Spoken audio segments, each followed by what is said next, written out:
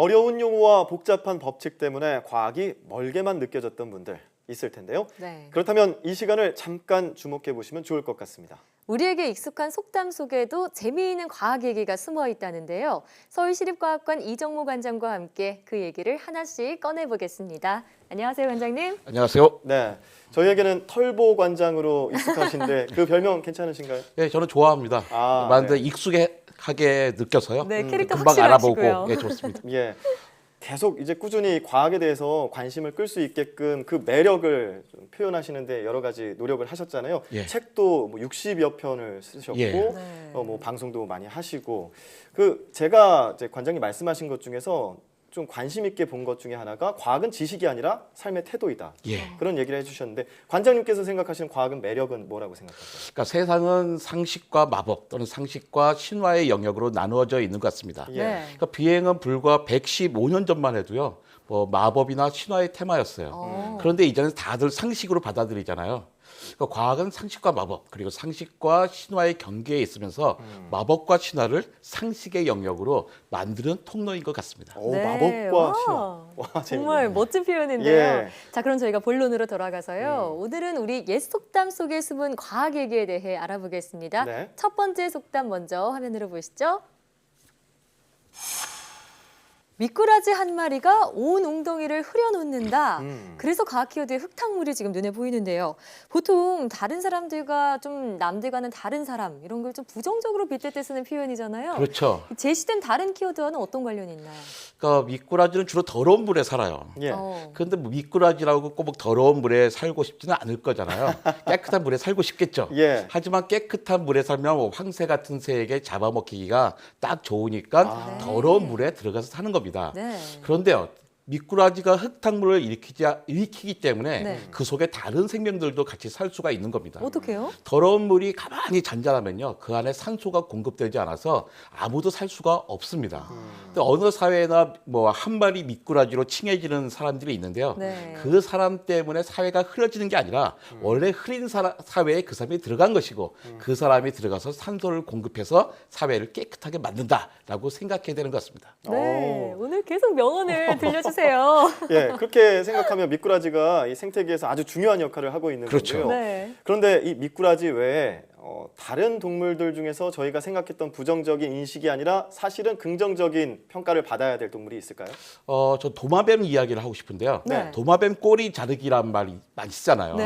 그러니까 도마뱀에게는 그러니까 포식자가 딱 나타나면 꼬리를 잘라내서 그 포식자가 꼬리에 정신 팔린 사이에 얼른 도망치는 재주가 있습니다. 네. 근데 우리가 쓰는 도마뱀 꼬리 자르기란 말은 힘센 사람이 자신의 죗값을 힘없는 약한 사람들에게 뭐 덮어씌우고 빠져나가는 네. 행위를 말하는 거잖아요. 예. 근데 이런 데다가 도마뱀을 쓰면 안 되는 것 같아요. 도마뱀은 그렇게 사악한 동물이 아니거든요. 그렇군요. 사실 잘린 꼬리가 다시 자라는 게 쉬운 일이 아닙니다. 예. 원래 도마뱀은 그 꼬리에다 양분을 저장해야 되는데 꼬리를 자른다는 것은 그 양분을 포기해야 하는 거예요. 예. 그 후에도 꼬리를 자라게 하느라고 다른 부분은 성장할 수가 없습니다. 네. 또 새로 생긴 꼬리에는요, 그 뼈가 없고 힘줄밖에 없어요. 네. 그러니까 예전과 같지 않은 거죠. 균형 잡기도 어려워요. 아, 그러면 또 자르면 안 되는 거예요? 그렇죠. 또 한번 잘린 잘리는 꼬리는요 경우는? 다시 자라지도 않습니다. 그렇구나. 아니, 그러면 이렇게 도마뱀이 꼬리를 자르는 게 살기 위해서 어쩔 수 없이 하는 그런 선택이었네요? 그렇죠.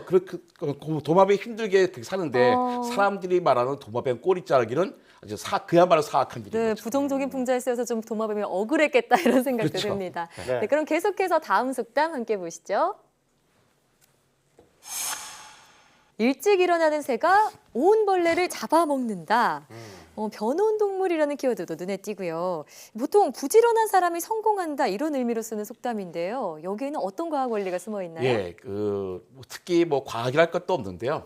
새는 항온 동물이잖아요. 네. 그래서 밤이나 낮이나 체온이 유지돼서 언제나 잘 활동을 할 수가 있습니다.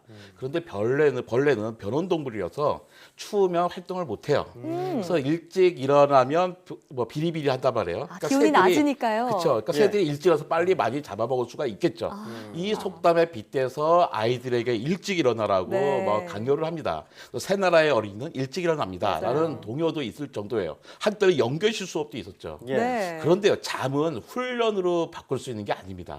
잠은 의지가 아니라 생체 시계가 조절하는 거거든요. 네. 뇌에는 뇌간, 그러니까 뇌줄기라는 부분이 있는데요. 여기서 멜라토닌이라고 하는 호르몬이 분비됩니다. 이 사춘기 때는 11시쯤 분비가 돼가지고 해가 뜰 때쯤 서서히 줄어들어요. 네. 뭐 9시까지도 남아있는 경우가 많습니다. 그러니까 중고생들이 늦잠을 자는 이유는 게을러서가 아니라 원래 몸이 그렇게 되라고 만들어져 있는 거예요. 어쩔 수 없는 예. 거네요. 근데 저는 새벽 5시에 일어나거든요. 아, 그래요? 그러니까 저는 부지런해서가 아니라 호르몬이 분비되는 형태가 바뀌어서 네. 일찍 일어날 뿐인 거죠. 예. 고등학교 때는 안 그러셨어요? 그렇죠. 다 고등학교 때는 늦게 일어나는 게 정상인 겁니다. 네. 예. 그래서 학생들이 이런 말 하잖아요. 일찍 일어난 벌레는 일찍 잡아먹힌다. 맞아, 그렇습니다. 맞아. 그 말이 맞네요. 그게 맞는 말이에요. 예. 학생들이 그러면 선생님들보다 더 훌륭했네요. 이 네. 해석에 대해서. 자, 그러면 평소 이 본인 생체 리듬을 이렇게 맞추는 게 중요할 텐데 이렇게 속담 속 과학 이야기도 정말 알면 알수록 재밌거든요. 예. 자, 마지막으로 과학 이야기 또 하나 보시겠습니다. 자, 빈수레가 요란하다. 오. 과학 키워드는 소리, 파동, 진폭 이런 게 들어가 있습니다. 약간 실속 없는 사람들 말로만 번지르르 할 때 맞아요. 빗대는 속담이잖아요. 예. 근데 여기에 과학 원리가 어떤 게 있죠? 저희 아버지가 제게 참 많이 하신 말씀입니다. 아무것도 없는 주제에 하도 떠버리니까 아버지가 야 빈수레가 요란하다더라 하면서 네. 많이 놀리셨어요. 빈수레가 요란한 건 다 아는 일인데 왜 빈수레가 요란할까라고 생각하면 뭐 소리는 파도와 같다고 생각하면 됩니다. 네. 예, 파도가 세다는 것은 파도의 골과 마루 사이의 높이 차이가 크다는 거죠. 예. 네. 그러니까 소리가 크다는 것도 마찬가지입니다. 소리 파동의 골과 마루 사이의 차이가 큰 거예요. 빈 수레는 짐을 가득 실은 수레에 비해서 조그만 돌뿌리에만 살짝 부딪혀도 위아래로 심하게 진동하겠죠. 네. 그래서 큰 소리를 내는 겁니다. 또 수레가 비어 있으면 빈 곳이 많으니까 소리가 좀 울려서 더 커지지 않을까요? 맞습니다. 바이올린 통을 생각하시면 되는데요. 바이올린 통은 속이 비어 있잖아요. 네. 그러니까 그 작은 악기인데도 활을 슬쩍 그으면 큰 소리가 나게 되는 거죠. 또 다른 이유는 수레에 실린 짐이 소리를 흡수하기 때문입니다.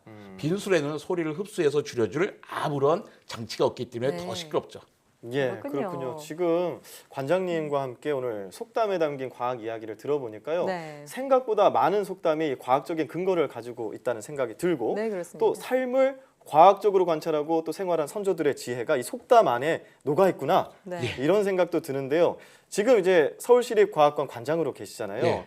사실 이 과학관 제가 알기로는 만지지 마시오라는 표말이 없는 거로 알고 있습니다. 예. 네, 그만큼 이게 체험이나 이런 걸 좀 강조하시는 것 같은데 서울시립과학관에서도 체험할 수 있는 여러 가지 프로그램 준비도 있으시죠? 그렇죠. 예. 저희도 뭐 보는 과학관이 아니라 하는 과학관이거든요.